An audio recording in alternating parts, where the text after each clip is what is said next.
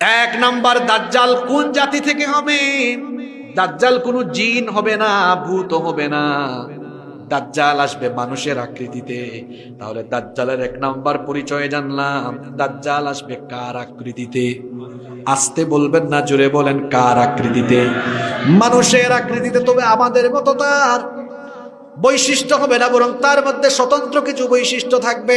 কি সেগুলো শুনেন। নাম্বার 2, আল্লাহর হাবিব বলেছেন, আলা ইন্নাল মাসিহাদ দাজ্জাল আওয়ারুল আইন।